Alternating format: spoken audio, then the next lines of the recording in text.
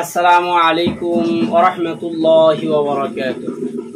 আলহামদুলিল্লাহি ওয়াহদাহু ওয়াস সালাতু ওয়াস সালামু আলা মান লা নাবিয়্যা বা'দাহু ওয়া আলা আলিহি ওয়া আসহাবিহি ওয়া বারিক ওয়া সাল্লিম।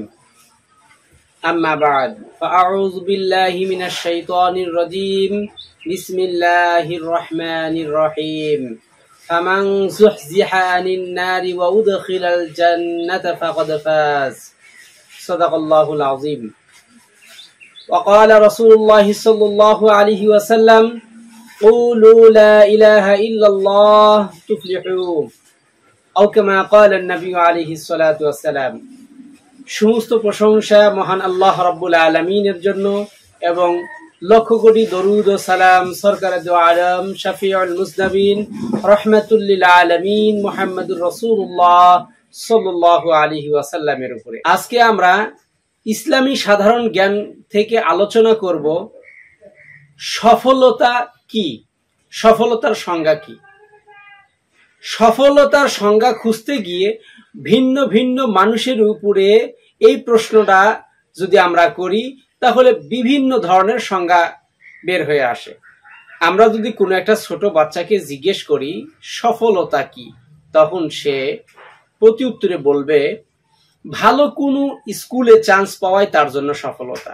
যখন সে চান্স পাইল তখন সে চিন্তা করতেছে না, সফলতা এটা নয়, ক্লাসে ফার্স্ট হওয়া, প্রথম হওয়া এটাই সফলতা। যখন এটাও হলো তখন সে চিন্তা করতেছে না, পিএইচসিতে ভালো রেজাল্ট করাটাই সফলতা। তারপর ভাবে না, এসএসসিতে ভালো রেজাল্ট করাটাই সফলতা। তারপরে ভাবতেছে না, এইচএসসিতে ভালো রেজাল্ট করার মধ্যেই সফলতা। তারপরে চিন্তা করতেছে না, এটা তো নয়, ভালো কোনো বিশ্ববিদ্যালয়ে চান্স পাওয়াটা সফলতা। তারপরে সে মনে করতেছে না, এটা তো নয়, ভালো রেজাল্ট করাটাই সফলতা। তারপরে চিন্তা করলো না, এটা সফলতা নয়, মনের মতো একটা চাকরি পাওয়া এটাই হলো সফলতা। তারপরে চিন্তা করতেছে না, দ্রুত প্রমোশন পাওয়াটাই সফলতা।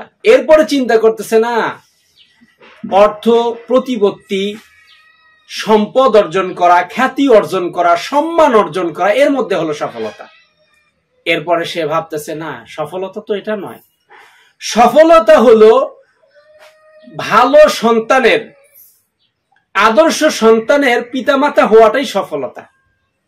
এভাবে একটা পর্যায়ে যখন তার মালাকুল মউতের সাথে সাক্ষাৎ হয়ে যায় তখন সে চিন্তা করে পিছনের যা ভেবেছি, যা দেখেছি এগুলো কোনোটাই সফলতা নয়। যদি কোনো মানুষের সামনে মালাকুল মউত হাজির হয় আর তাকে যদি এভাবে ধমকের স্বরে বলে, হে খবিস আত্মা, আল্লাহর ক্রোধ এবং গজবের জন্য বের হও, তার সামনে কুৎসিত কদাকার কালো রঙের কিছু ফেরেশতা মোটা কাপড় তার সামনে নিয়ে দুর্গন্ধযুক্ত অবস্থায় তাকে যদি বারবার ধমকাতে থাকে, হে খবিস আত্মা, আল্লাহর ক্রোধ এবং গজবের জন্য বের হও, আজরাইল আলাইহিস সালাম যখন তার রূহটাকে টেনে হিঁচড়ে বের করে নিয়ে আসবে তখন সে বুঝবে যে জীবনে সব ব্যর্থতা, আমার মতো আর ব্যর্থ আর কেউ নেই। প্রকৃতপক্ষে তারাই হলো সফলকাম, যাদের সামনে আজরাইল আলাইহিস সালাম এমন ভাবে আসবে যে তাকে স্বাগতম জানাবে। জান্নাতের কিছু ফেরেশতারা সাদা ধবধবে পোশাক পরিহিত জান্নাতি সুগন্ধিগুলো সামনে এনে তাকে বলতে থাকবে, হে আল্লাহর প্রিয় বান্দা, আল্লাহর সান্নিধ্যে চলো। তার রূহটাকে এমন ভাবে আজরাইল আলাইহিস সালাম বের করে নিবে যেরকম ভাবে কলসের পানি ঢাললে আপসে গড়ে যায়, ওই রকম যদি তার রূহটাকে সুন্দরভাবে আল্লাহর নাম নিয়ে বের করা হয় যে হে প্রিয় আত্মা, আল্লাহর জান্নাতে যাওয়ার জন্য তুমি বের হও, তখন সে বুঝবে হ্যাঁ এটাই হলো সফলতা। এজন্যই তো মহান আল্লাহ রাব্বুল আলামিন পবিত্র কালামুল্লাহ শরীফের ভিতরে ইরশাদ করেন, ফামান যুহজিহা আনিন নার ওয়া উদখিলাল জান্নাতা ফাকাদ ফাজ। মহান আল্লাহ রাব্বুল আলামিন সূরা আল ইমরানের 185 নম্বর আয়াতে কারিমার ভিতরে ইরশাদ করেন, ফামান যুহজিহা আনিন নার, সুতরাং কাউকে যদি জাহান্নাম থেকে বাঁচিয়ে জান্নাতে প্রবেশ করা হয়, ওয়া উদখিলাল জান্নাহ, জান্নাতের ভিতরে প্রবেশ করা হয়, ফাকাদ ফাজ, প্রকৃতপক্ষে সেই হলো সফল কাম। এই সফলতার জন্য রাসূল মাকবুল সাল্লাল্লাহু আলাইহি সাল্লাম আমাদেরকে আদেশ করেছেন, কুলু লা ইলাহা ইল্লাল্লাহ তুফলিহু। রাসূল মাকবুল সাল্লাল্লাহু আলাইহি সাল্লাম বলেন, তোমরা বলো লা ইলাহা ইল্লাল্লাহ, আল্লাহ ছাড়া কোনো মাবুদ নাই, আল্লাহ ছাড়া কোনো উপাস্য নাই, তুফলিহু, তাহলেই তোমরা সফল কাম হতে পারবে। এই সফলতা অর্জনের জন্য 4টা জিনিসের প্রতি আমাদের জ্ঞান অর্জন করা, আমাদের এই বিষয়ের উপরে জ্ঞান অর্জন করে জীবন পরিচালনা করা প্রত্যেকের জন্য অতীব জরুরি। 1 নম্বর হলো তাওহীদ। তাওহীদ হলো মহান আল্লাহ রাব্বুল আলামিনের একত্ববাদে বিশ্বাসী হওয়া। আল্লাহ রাব্বুল আলামিন বলেন, কুল হুয়াল্লাহু আহাদ, আল্লাহ হলেন এক। আল্লাহুস সামাদ, তিনি কারোর মুখাপেক্ষী নয়। লাম ইয়ালিদ, তিনি কাউকে জন্ম দেননি। ওয়ালাম ইউলাদ, তিনি কারোর থেকে জন্মগ্রহণও করেননি। ওয়ালাম ইয়াকুল লাহু কুফুয়ান আহাদ, তার সাদৃশ্য, তার সমকক্ষ কেউ নেই। তার সমকক্ষ এই দুনিয়াতে, আখেরাতে, পরজগতে কোথাও নেই। এই বিশ্বাস অন্তরে স্থাপন করা, অন্তরে মনে প্রাণে মেনে নেওয়া, এটা হলো তাওহীদ। এই তাওহীদ সম্পর্কে আমাদের ভালোভাবে জ্ঞান অর্জন করতে হবে এবং এই অনুযায়ী আমাদের জীবন পরিচালনা করতে হবে। এবং এই তাওহীদের বিপরীত 2 নাম্বার বিষয়টা হলো শিরক। শিরক থেকে আমাদেরকে বাঁচতে হবে। শিরকের ব্যাপকতা সম্পর্কে আমাদের জ্ঞান অর্জন করতে হবে, কারণ শিরকটা হলো সবচেয়ে বড় অপরাধ। মহান আল্লাহ রাব্বুল আলামিন বলেন, লা তুশরিক বিল্লাহ, তোমরা শিরক করো না। ইন্নাশ শিরকা লাযুলমুন আযীম, নিশ্চয় শিরকটা হলো সবচেয়ে বড় জুলুমের নাম।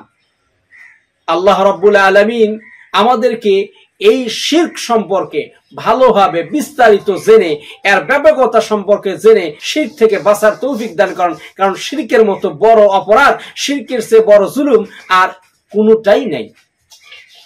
3 নাম্বার বিষয় হলো সুন্নাহ।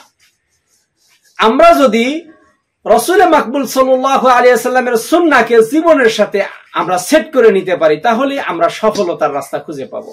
রাসূলুল্লাহ সাল্লাল্লাহু আলাইহি ওয়াসাল্লাম সুন্দরভাবে আমাদেরকে বলেছেন, তারাকতু ফীকুম আমরাইন লান তাদিল্লু মা তামাসসাকতুম বিহিমা, কিতাবাল্লাহি ওয়া সুন্নতি, আও কামা ক্বালা নবী আলাইহিস সালাতু ওয়াস সালাম।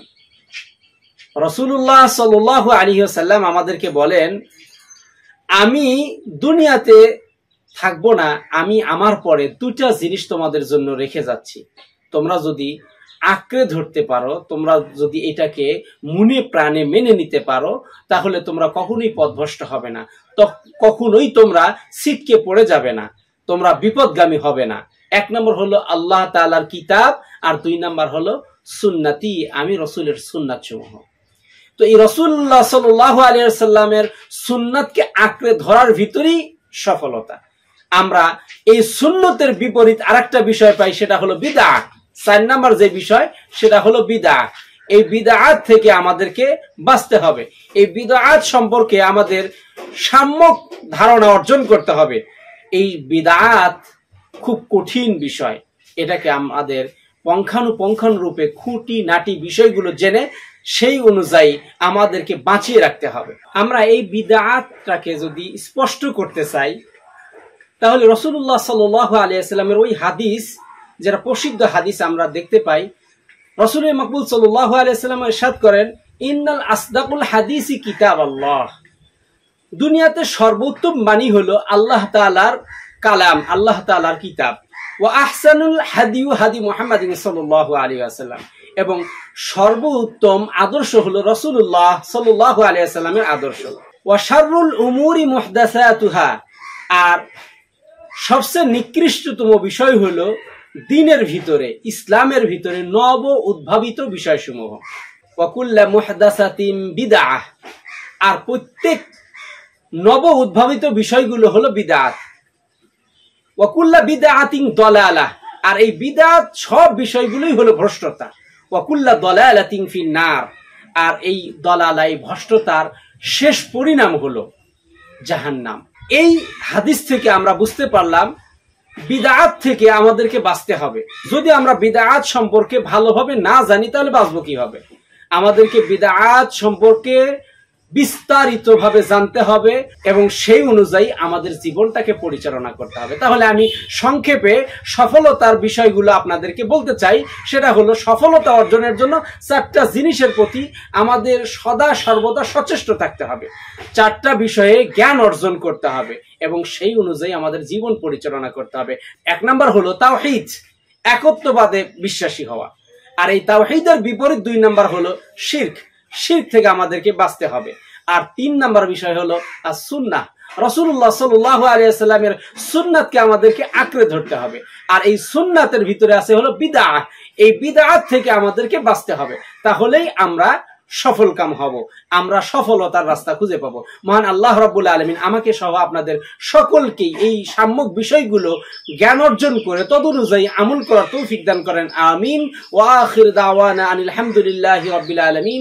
আসসালামু আলাইকুম ওয়া রাহমাতুল্লাহি ওয়া বারাকাতুহু।